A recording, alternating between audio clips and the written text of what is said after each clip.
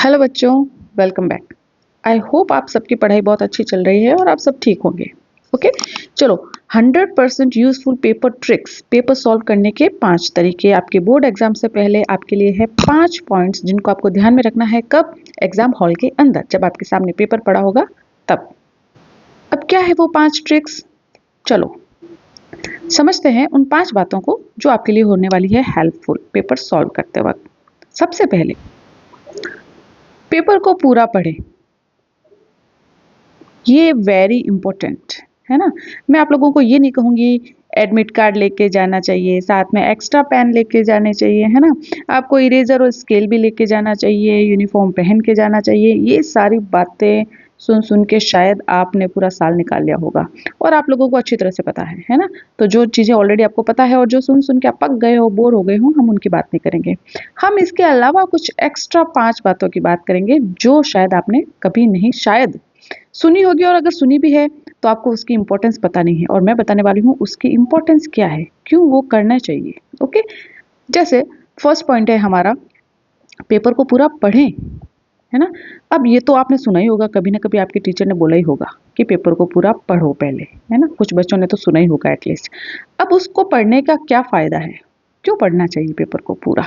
सबसे पहले तो पेपर आप जब पूरा पढ़ोगे तो उसमें से कम आपको ये आइडिया हो जाएगा कि इसमें से कौन कौन से क्वेश्चन आपको आते हैं, है ना। कितना पेपर आप कर सकते हो। तो आपको जब क्वेश्चन आप स्टार्ट करोगे लिखना तो आपको ये पता चल जाएगा कि मुझे क्या करना है, कौन सा क्वेश्चन करना है। तो वो आपको कब पता चलेगा? जब आप पूरा पेपर पढ़ोगे। एक बार पढ़ने का मतलब ये है, अभी आपको यहाँ पे याद नहीं करना है पेपर को, सिर्फ क्वेश्चन को रीड करना है। पढ़ने का मतलब रीड करना है आपको, है ना। तो सबसे पहले क्वेश्चन को रीड करना है। दूसरा जो बेनिफिट है, इसका जो फ़ायदा है वो ये है, शायद आप लोगों ने सोचा नहीं होगा या फिर आपको किसी ने बताया नहीं होगा। बहुत बार क्वेश्चन ऐसे आते हैं, आपको पता है आपके पेपर में टोटल 18 क्वेश्चन है। ओके, बहुत बार ऐसा होता है, हो सकता है ना। बहुत बार ऐसा होता है जो क्वेश्चन नंबर 10 है उसका आंसर क्वेश्चन नंबर 15 में आपको मिल जाएगा।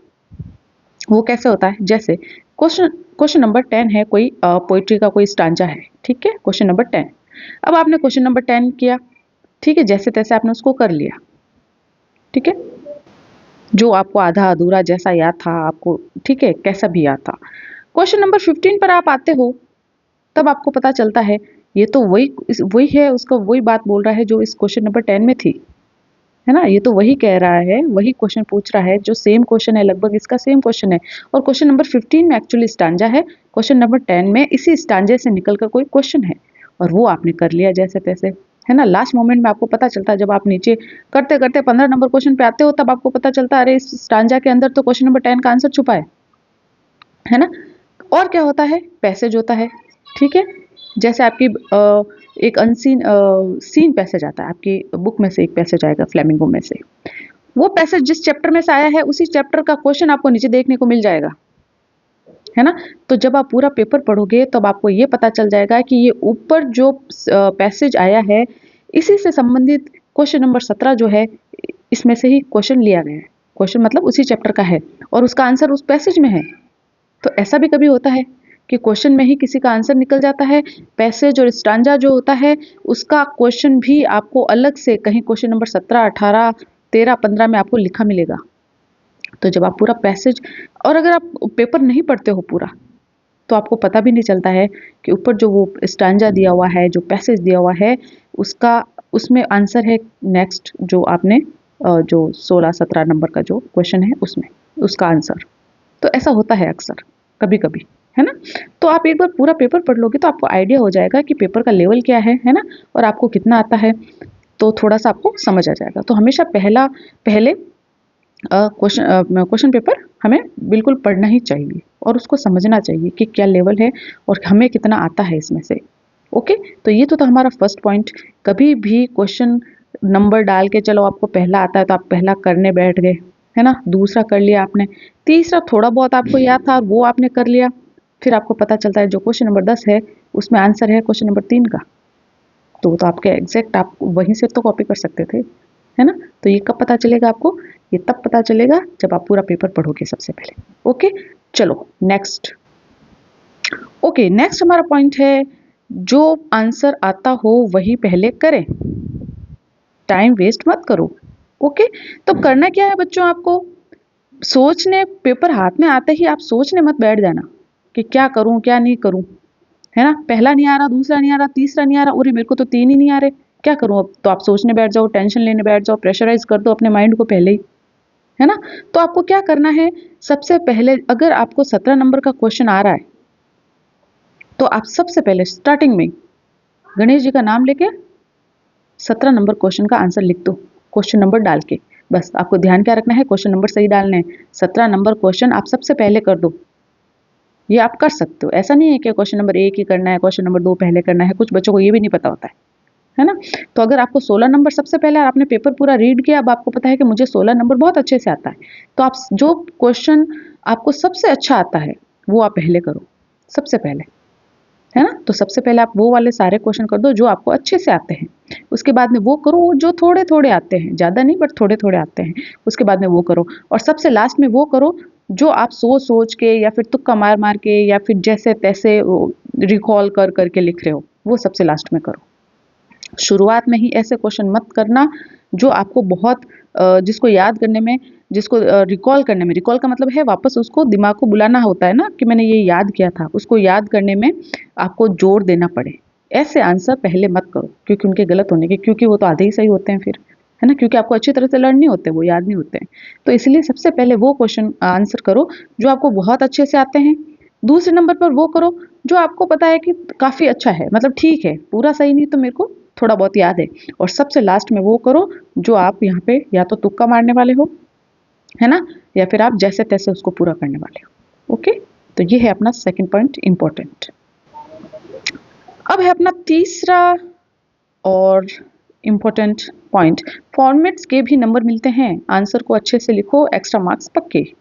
फॉर्मेट क्या होता है, फॉर्मेट कहाँ है, जैसे अपन इंग्लिश की बात करें, इंग्लिश में लेटर का फॉर्मेट होता है, आपको पता है ना। कंपोजिशन का सारा पार्ट है, उसमें लगभग सब में फॉर्मेट होता है। रिपोर्ट कैसे लिखते हैं, इनविटेशन का फॉर्मेट होता है। फॉर्मेट का मतलब है उसका तरीका लिखने का, फॉर्मेट का उसका टाइटल कहाँ आएगा, डेट कहाँ आएगी, लेफ्ट या राइट, टाइटल कहाँ लिखेंगे, बीच में आपका नाम, लेटर लिखने वाले का नाम कहाँ आएगा, जिसको भेज रहे हैं उसका नाम कहाँ आएगा, ये क्या है, ये फॉर्मेट है। तो बच्चे क्या करते हैं, काफ़ी बार जो बोर्ड के पेपर में भी बच्चों ने क्या बॉडी में सही लिखा होता है, लिखा तो सही होता है, लेकिन वो क्या करते हैं, उनको ये पता नहीं होती है कि डेट राइट साइड में आती है कि लेफ्ट साइड में लिखते हैं, है ना। जो कंक्लूजन है उसका वो जो पार्ट है वो लेफ्ट साइड में लिखते हैं, बच्चे क्या करते हैं मिड में बीच में लिख देते हैं, एकदम सेंटर में। तो फॉर्मेट के नंबर मिलते हैं, आप इस चीज़ को हल्के में मत लो कि क्या फ़र्क पड़ता है ना, कि कहीं पे भी लिख लो। अरे जब कहीं पे भी लिखना था तो फिर आपको सिखाने की कहाँ ज़रूरत है ना। नंबर किसके, फॉर्मेट के नंबर होते हैं। डेट सही लिखोगे, जिसको भेजना है उसका एड्रेस यहाँ आएगा, फिर डेट आएगी, फिर जो लिख रहा है उसका एड्रेस आएगा, मतलब जिसको भेज रहे हैं उसका एड्रेस आएगा, सबसे पहले जो लिख रहा है उसका एड्रेस आएगा।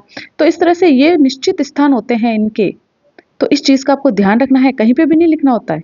बच्चे सबसे पहले डेट से स्टार्ट कर देते हैं, लेटर सबसे पहले, लेटर में डेट सबसे ऊपर नहीं आती है, तो डेट कहाँ आएगी, पहले नंबर, दूसरे नंबर, तीसरे नंबर, चौथी लाइन में लिखेंगे, चौथे नंबर पे, पांचवें नंबर पे लिखेंगे। तो ये जो फॉर्मेट है इसका आपको थोड़ा सा ध्यान रखना है, क्योंकि इसके नंबर मिलते हैं, है ना। इसके क्या होते हैं, आपको नंबर मिलते हैं, आधा नंबर इसका, एक नंबर इसका, ऐसे करके।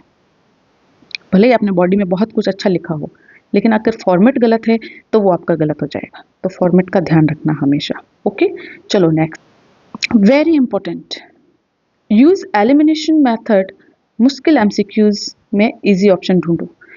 इंग्लिश की बात करें, इंग्लिश का जो पेपर है इसमें आपके आएंगे 9 एमसीक्यूज। एमसीक्यूज क्या होते हैं, मल्टीपल चॉइस क्वेश्चन, बहुविकल्पीय प्रश्न। जो 18वां नंबर का क्वेश्चन होगा उसमें आएंगे 9 बहुविकल्पीय प्रश्न। अब उनको करने का तरीका क्या है ना। आपने सारे चैप्टर लर्न कर रखे होते हैं, लेकिन आपके पास सामने होते हैं 4 ऑप्शन, तो आप कंफ्यूज हो जाते हो, ये था कि ये था कि वो था। इसको करने का तरीका क्या है, उसको करने का तरीका है एलिमिनेशन। एलिमिनेशन का मतलब होता है 4 ऑप्शन में से धीरे धीरे करके जितना हो सके ऑप्शन को एलिमिनेट करना। एलिमिनेट का मतलब होता है हटाना, इनको गायब करना, हटाओ इनको।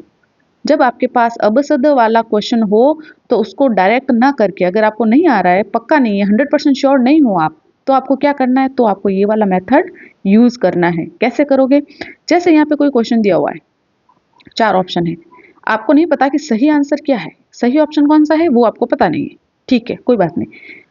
आपको चारों में से ऐसे ऑप्शन तो होंगे ही जो आपको पता है ये तो 100% नहीं है, सही कौन सा है वो मुझे नहीं पता, लेकिन ये तो 100% नहीं है, ये मुझे पक्का पता है ना। इन तीनों में से कौन सा है वो मुझे नहीं पता, लेकिन ये तो मुझे पता है कि ये तो था ही नहीं, ये तो चैप्टर में कहीं था ही नहीं, है ना। जैसे चैप्टर है डीप वाटर का, अब डीप वाटर में आपको बोल दें मिसेस पियर्सन, तो आपको पता है कि डीप वाटर में मिसेस पियर्सन नाम का तो कोई कैरेक्टर था ही नहीं, और यहाँ पे ऑप्शन में है, तो इसको तो आप हटा ही सकते हो, इसको तो एलिमिनेट कर ही सकते हो। फिर पीछे बचे तीन, अब तीन में से दिमाग लगाओ कि कौन सा पाठ से चैप्टर से संबंधित है ही नहीं, है ना। टाइगर वाले चैप्टर में आपको वो वाला कैरेक्टर मिल जाए महात्मा गांधी, क्वेश्चन है इंडिगो का, समझ लो क्वेश्चन है इंडिगो का, और चैप्टर में ऑप्शन है आपके यहाँ पे टाइगर, तो आपको पता है कि इंडिगो में तो कहीं टाइगर की बात हुई नहीं थी, है ना। तो ये वाला ऑप्शन इसको एलिमिनेट कर दो, इसको हटा दो, फिर बचे दो, अब दोनों में से कर दो, एलिमिनेशन हो तो अच्छा, दो में से तो अगर आप तुक्का भी मारोगे तो भी 50% चांस है कि आपका आंसर सही होगा, टोरा भी मारोगे तो, है ना। तो ये होता है एमसीक्यूज, अबसद वाले क्वेश्चन करने का तरीका, ये उसका तरीका है एमसीक्यूज को सॉल्व करने का, जो कॉम्पिटिटिव एग्जाम में भी काम आता है।